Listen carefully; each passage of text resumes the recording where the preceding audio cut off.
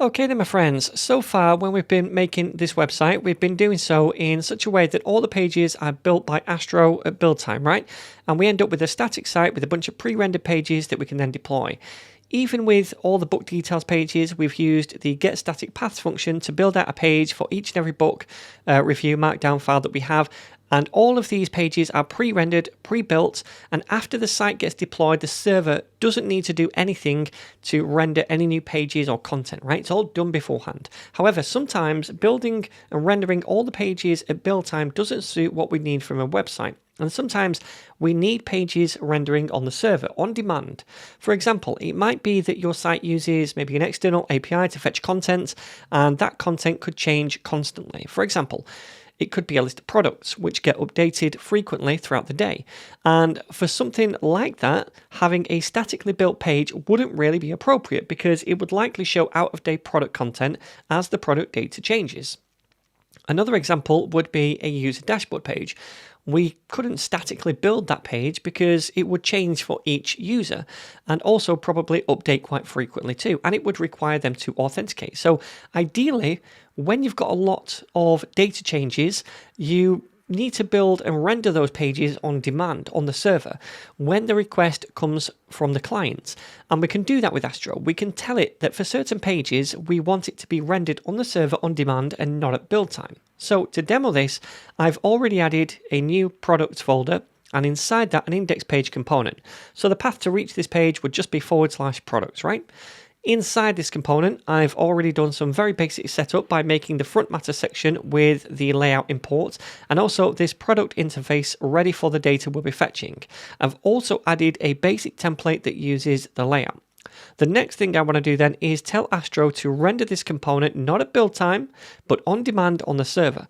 And to do that, the first thing we'll need to do is add something called a server adapter to the project. So like we've already talked about in this series several times, by default, Astro renders everything at build time, and thereafter the server doesn't need to do any work because everything's already been built into static HTML pages, and the only thing left to do is serve them to the browser. However, when we need the server to do some work, like rendering pages on demand, we can opt in to that by adding a server adapter. Now, there's a bunch of different server adapters available, and depending on where you deploy your Astro site to, you'll want to choose an adapter appropriate for that service. Out of the box, Astro maintains 4 server adapters for Cloudflare, Netlify, Node, or Vercel. I'm eventually going to be deploying this site to Netlify, so I'm going to select that one right here. Now, when you click on that, it's going to show us some installation instructions, and the easiest way to add the adapter is to use this command right here, which is npx astro add netlify. So let's copy that command and then head back to the code. Okay, so I'm going to paste that command in right here and then press enter. And when I do that, we'll have to walk through a few questions. The first one is to give permission for Astro to run an install command. So I'm going to hit enter to select yes for that. And then after that, it's going to want to make changes to the Astro config file to register the new server adapter, so we can hit yes for this as well. And once that's done, the Netlify server adapter is ready to be used, and we just need to do one more thing to mark a page component as an on-demand one, so not one that's going to be pre-built.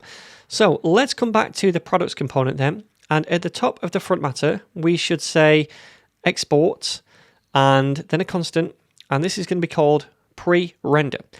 And it must be called this exactly. Then we set that equal to false. And this is us telling Astro that we don't want it to render the page at build time, but instead render it on demand on the server when a request comes in for it. And that means that every time a user requests this page, it's going to get a newly rendered up-to-date version of the page and not a pre-built one. So we've added the adapter, we've added this export to the top of the component, and now we just need to make the page as normal. So then I've already made this interface right here called product, right, which only defines a title property, which must be a string. And now I want to fetch the product data from some endpoints. Now, for the sake of this tutorial, we're going to be using a dummy JSON API, which returns some dummy JSON data. But in reality, you might be using your own endpoint or database. But anyway, we can fetch data directly from this front matter using the fetch API.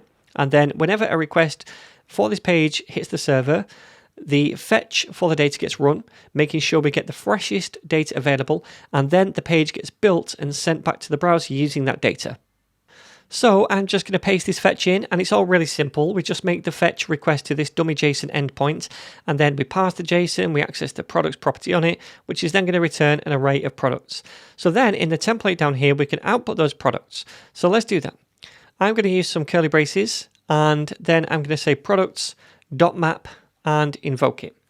Then I'm going to take each product in the callback function, and I want to return a little bit of template for each one inside parentheses.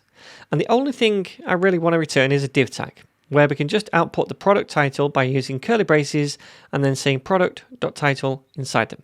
Then we can save this file, just test it out in the browser. Alright, so that works. There we go. And if we refresh, we can see, yep, it's still working. Awesome. So that is how we opt into server-side rendering. Again, that's important if your data is going to change frequently and you don't want to keep building your site several times a day, or for dynamic content such as a user, if they have to authenticate and we need that user data for a user dashboard or something.